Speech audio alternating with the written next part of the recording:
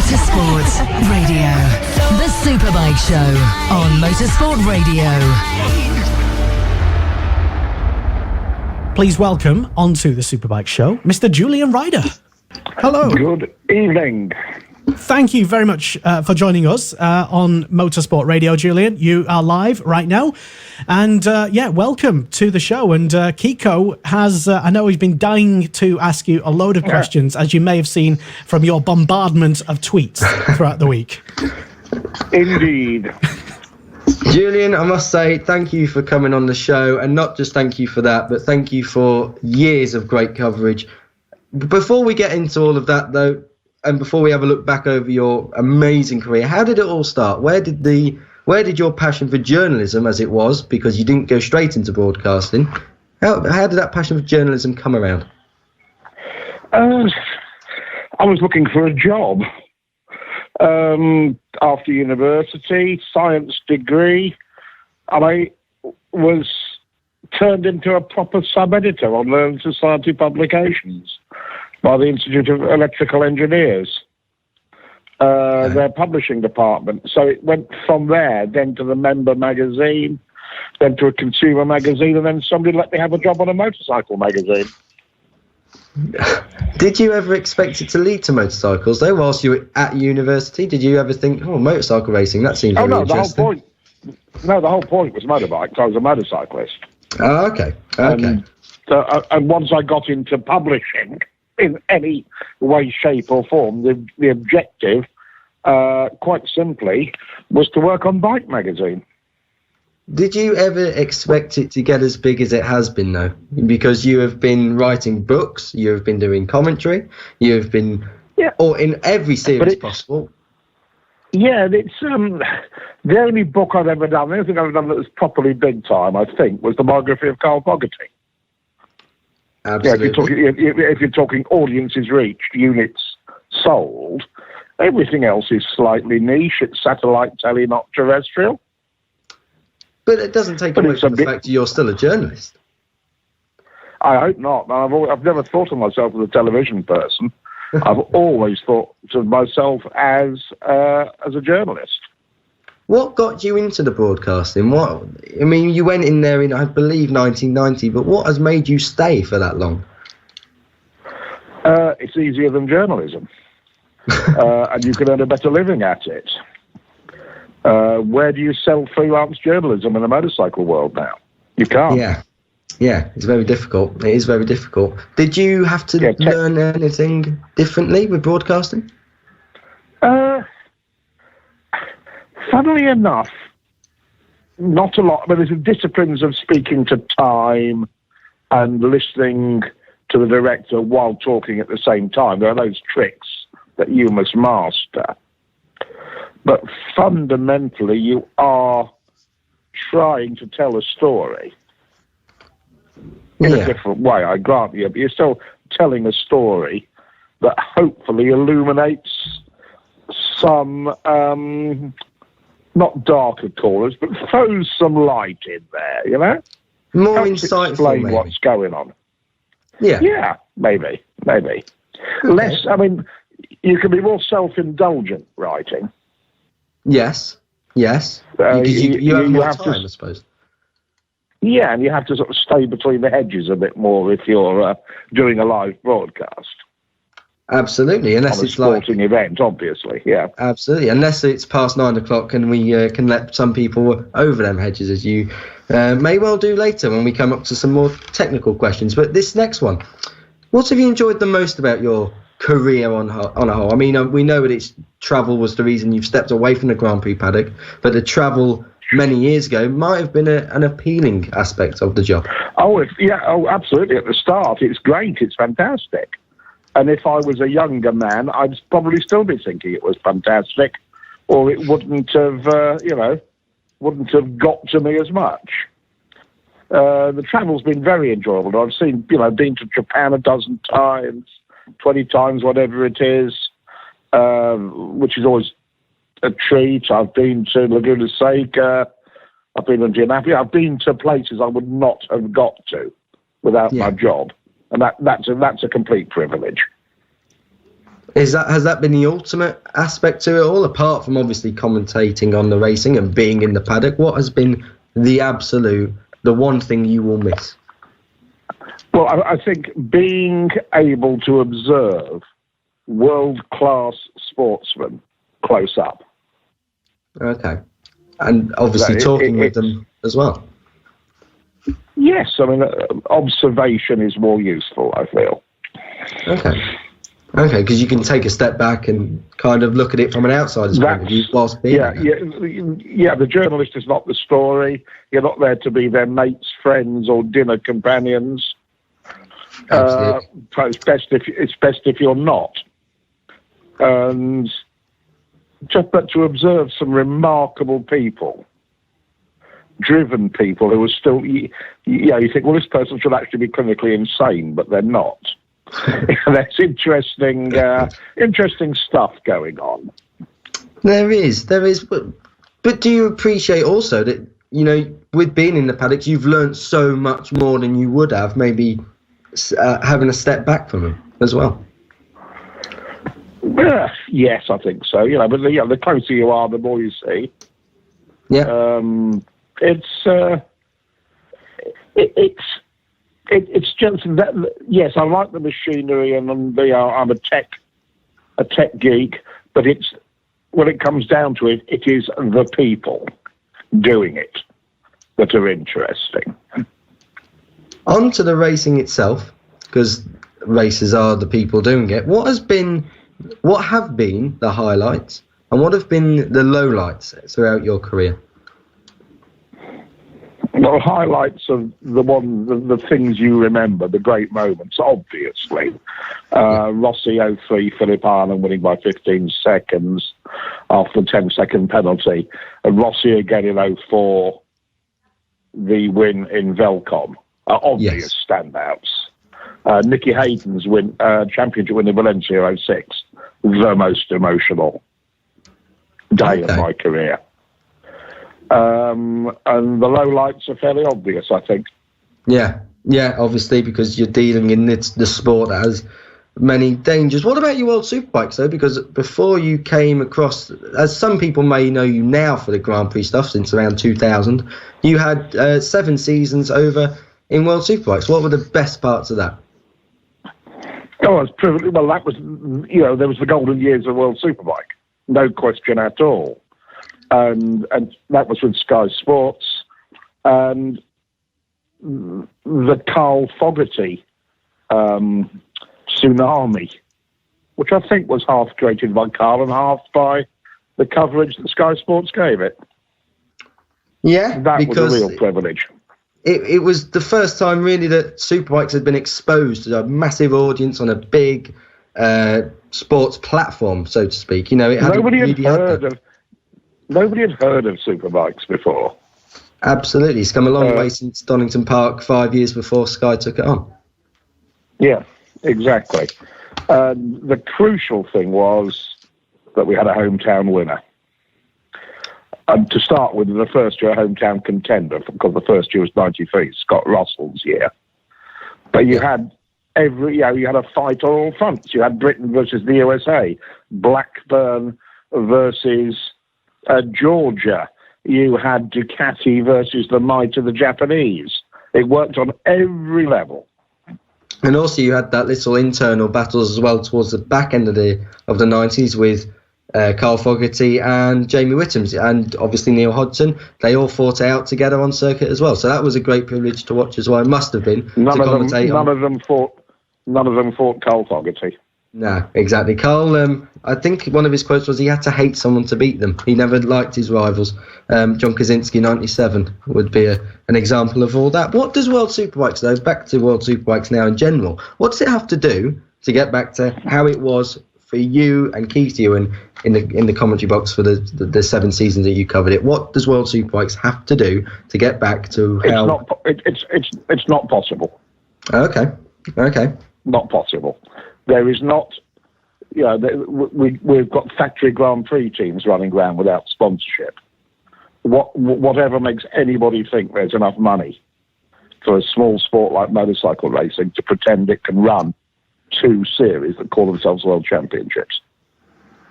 So where do you see World Superbikes going in the future then? Will it become defunct or will it merge with Grand Prix? Well, no, it won't become defunct because the people who own it, the people who own Dorna, have a product they want to survive and make money. Yeah. There are, I think, it can survive. It can bump along happily, getting the audience as it is now. Why not? It could do that. It's a question. Yeah. Do you think that the crowd can come back, though, to World Superbikes? What does it need? More people, better circuits, more coverage, or is it completely gone? No, it's got great coverage. Okay. It's how does it get people to watch it again? Yeah. Is the question. I mean, I think it needs a radical reform. The USP of World Supers for me always was wild cards. Agree. And you go to Japan and you get, Aoki and a bunch of kids you've never heard of on top machinery, giving the regulars a hard time. The same used to be, in Australia and the USA, you could say the same would happen. And I have this sort of unformed plan in my head, or vision, if you like, that the World Superbike field should be, I don't know, 15 regulars. Okay. And they go and take on the top half of the Japanese championship grid, and the Australian grid, and the DSB grid, and the Moto America grid. That's sort of that to me. It needs something that radical. Do you think then that the grid reforms are not enough? The reverse grid, the reverse grid, is that not enough? It's of course not. Trivial, fiddling. Yeah. What about the split races, Saturday and Sunday? Surely that has turned fans away as well. I haven't seen the figures. I don't know whether it did or not. Instinct tells me it's not a good idea, but I haven't seen what's happened to circuit figures, etc. I can't see it. I can't see it myself. What about we've had the World Superbike calendar released. What do you make of the 10-week gap in the middle of it? Is that too long? We know World Superbikes has always had big gaps, but 10 weeks is pushing it, surely. Yeah, of course it is. Yeah, and you're right. It always has had gaps. Right from 1988, there have been big gaps between races in World Supers. And so what do you do about it? Well, the circuits have their priorities, don't they? Yes. It's not just you can't pick a date when you want a race. That's very true. It has to fit in what everybody else is doing, what the championship's doing, and what the circuit involved is doing.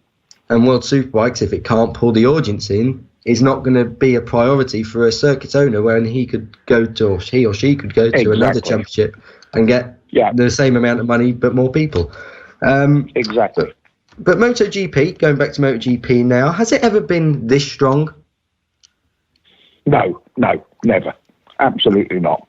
It's never been this close, and there have just purely the statistics between the, when did you last see somebody lapped? Yeah, a long time ago. It was in standard dry conditions. Long time ago. The gap between first and last is comparatively tiny. And when Dorna, IRTA, FIM get their way, and there will be 6 manufacturers, as there are already, but each manufacturer will have a 2-man factory team and a 2-man satellite team, I think that's probably about as near to perfect as you can make it. What has the change been down to, though? Throughout your career, what has been the standout change that Dorna have implemented into MotoGP that has given us what we have today? Well, MotoGP. The change to 4 strokes? Yes, absolutely. How do you think the recession was handled as well? Because we had empty grids as well. back in 2011, and they brought in the CRT class under much criticism. Well, yes, people who criticised, hello, what was the alternative? And what have we had today? Sorry? And what have we had today? It's led on to Aprilia joining as a full-time factory. It showed, exactly. I mean, the CRT thing, which was ugly and nobody liked it, but it showed the factories that Dorna was serious. Has that taken away maybe the selling point to get to World Superbikes, though? Have some manufacturers said, no, we'll go to MotoGP all the time now? What selling point for World Superbikes? Well, there has never been one. Never been one in respect of since it's kind of faded away and MotoGP's took over as the main four-stroke class? No, it's not a matter of fading. World Superbike was always intended from the start, and certainly what Japan Inc. wanted was it was a championship for privateers, for importers, for concessionaires teams, not for factories. And that's where Ducati kind of broke the mould on that one.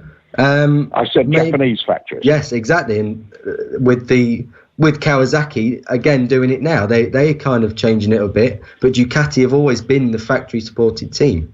If you get my drift. If Neil Spalding was on here, he'd point out to you that Kawasaki is not a motorcycle manufacturer. It's not, it's a shipbuilding company. Exactly. It's not in the motorcycling sector as organised by the Japanese Ministry of Industry, or whatever it's called. It's not in the club. It's in the shipbuilding and heavy industry club.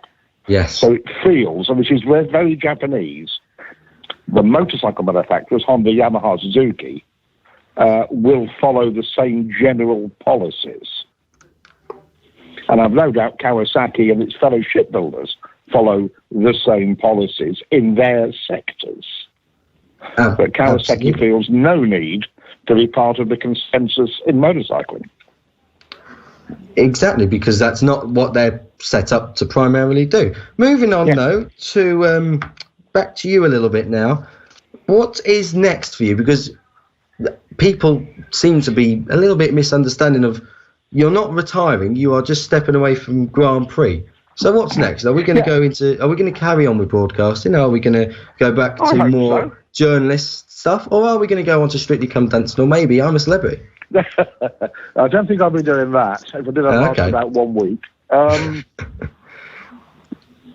I'm going to republish my book on Honda V4s from 1999, suitably updated, etc., inspired by the example of Matt Oxley and Neil Spalding and their self-publications. That's my major project. I hope I will turn up on some TV elsewhere. Okay. I'm not after a full-time job, but I think I'll the sort of substitute that could stand in at short notice if required. Would British Superbikes be an option for you, maybe to do some more stuff based around that? I have not asked. I'm not after stealing Jim Whittam's job or anybody else's job. If there's a lot of clashes between DSB and World Supers next year. Yes. 5, if I remember correctly. It suits me very nicely to maybe help out on a couple of them. Okay. The one thing that BT Sport and I would like to do together is, as and when the Talent Cup happens, I would very much like to be involved with that, and BT Sport were kind enough to say that they think that's a good idea. But as we don't know any details whatsoever yet, all I can say is there's a bit of goodwill flying about there, but nothing else. Okay. It's interesting to hear, though, because I think a lot of people I speak on behalf of thousands here it'd be a shame to lose you altogether. But as you've reiterated, that's absolutely not the case. Now, I've got a question here. I hope not. I hope not, and I think a lot of other people do. I've got a question here from your other half, your sidekick, Keith Ewan. What's Ewan got to say? He wants to know if you're going to miss his driving and his exceptionally patient nature. The trouble with driving ex-motorcycle racers, that they think that driving a centimetre from something else doing 100 miles an hour as they pass it closely is normal behaviour. I keep pointing out that, normal human beings don't do this, but it doesn't have an effect on him. He's excellent. There's nothing wrong with Keith's driving whatsoever. It's just his view of the correct margins are slightly different from normal human beings. And I promised him I'd never mention the time he nearly tail-ended the truck in Indianapolis. Never mention it ever. Please tell us more if you feel free to. No, he didn't touch it. It was close, though. Okay, he nearly parked it in the wrong place then. He's got another question for you here. Is there anybody else? Well, it's all about Keith here, and you two have great chemistry, so I will put one more to you from him. Go on. Have any of the X-Racer tendencies rubbed off on you? So, for example, changing lanes to get one car length better than what you already was stuck in traffic? I'm afraid it has, yes. Okay. The tendencies were obviously there already, and his example just brought them out in me. Rob Morgan asks, who was the most intriguing person you've ever interviewed? That's a nice question. Intriguing as in what's going on behind those, north of those eyebrows, you mean? Jorge Lorenzo is right up there. Okay. Because that is one very complicated young man, as anybody who's read his book will tell you. How about John Kaczynski, 1997? A lot of people never really interacted with him enough to give you an opinion. Okay. That's he was difficult, he was and you couldn't find him, and I never had really a long enough conversation or set interview with him to get my own ideas. I've plenty of ideas that other people have given me, but they're not my own. Okay, so you've got to form your own effectively, like I think a lot of people should do. You only find out who the real person is until you start talking to them. Final bit then of this interview. Before we wrap it up, and it's been a pleasure to have you on for the great time that you have been on. Actually, it's a little bit longer than I thought, but we're going to play a little game, and it's I can hear you chuckling away here. We're going to say to you, you've got to pick one of the following. We've got to pick one of the options I give you. Now there are 4 sets here. I'm going to start with Valentino Rossi or Marc Marquez. Oh blimey! To do what, I ask? You could say levels of success, motivation. We'll go with motivation and desire. There's at the moment nothing to separate them. In terms of what might happen, Marquez could surpass Rossi's achievements by the time he's 30 years old. Okay. At the rate he's going, is quite likely to. Yes, and it's quite a frightening prospect that he will only be 30 Terrifying. and has many years left in his career. If he wants them. If he stays around long enough. It depends if he wants to go down the Freddie Spencer route of leaving not long after his great achievements, but he's stayed around for so long now, so I think he will, personally, I think he'll stay around. Next one, who would you rather work with, Suzy Perry or Craig Doyle? Oh, you see, that very clever, Kiko, but impossible to answer. But if you had to answer, because they're both absolutely superb professionals. Okay. Incredibly good at their jobs. There is no answer to that one. Next one. Who have you enjoyed commentating with more this season, or over the period of time you've been with BT? Colin Edwards or James Tozen? Both of them former World Superbike champions. Or Neil Hodgson? Neil Hodgson in there as well. There is no right answer to a question like that. Okay. There is nothing to pick. Like 3 world champions, all with different views, different strengths, but all of whose views one has to respect. Okay. So you've You haven't answered the last two, but I will get an answer out of you because I know at least one of these people is watching. The last one, you have to pick one. Who have you enjoyed commentating with more since you began broadcasting? Toby Moody or Keith Ewan? I thought you'd have got the hint by now, Kiko. This is not Toby's rider and corner recognition, Keith's understanding of motorcycle racing. So I want a bit of each of them. Okay, I'll try and organise that for you.